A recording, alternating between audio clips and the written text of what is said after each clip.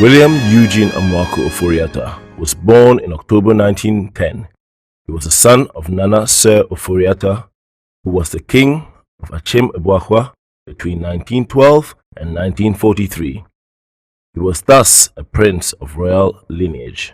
He was amongst the first batch of students at the Achimota School, who pioneered the intermediate degree programs. He was also the first ever senior prefect of the school. His batch of students went on to form the nucleus of the University of Ghana. He studied for a BA Economics at King's College, Cambridge, and in 1939 he studied local government at the London School of Economics. He eventually became a lawyer in 1956.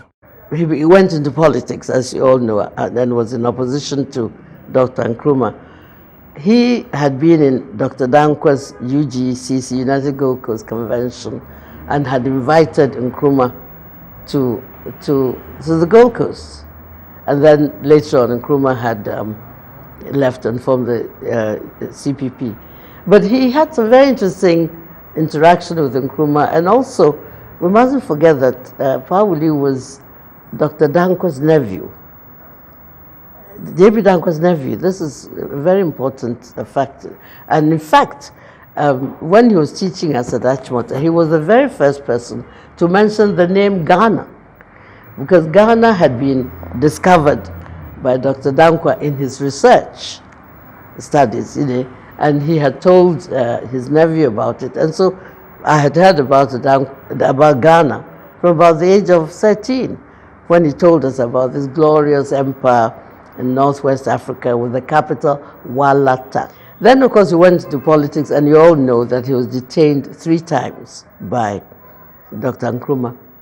As a founding father of the United Gold Coast Convention and a member of the revered Big Six of our nation's independence struggle, Pawuli, as affectionately called, paid a high price for the freedoms we enjoy today.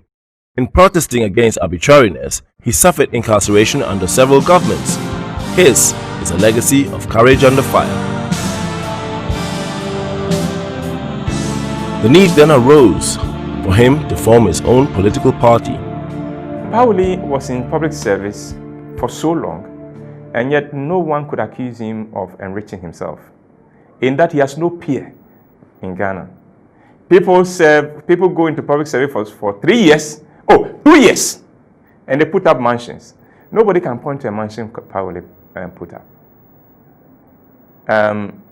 The opportunities he had, the portfolios he held, no, Pawuli did not enrich himself at the expense of Ghana. And why? Because, how do we know? Because there were several times when there were probes, when he was asked to account for his stewardship. And he, every time he was exonerated, because that's why he came to be known as Mr. Clean hands. And not too many politicians can make that claim in Ghana. Before him, now, after him. When we use the word integrity, I think Pawuli is the epitome of it. Many of us talk about somebody being a man of integrity, but when you go into the person's life, there are many skeletons in their cupboard. And sometimes you hear people being praised, but you know them personally and you are just laughing about what is being said about them. But Pawuli was not like that. He formed the United National Convention between 1979 and 1981. 1979, an unforgettable event took place in Accra. A group of gallant, public-spirited men declared their intent to form a broad-based political party to be known and called the United National Convention.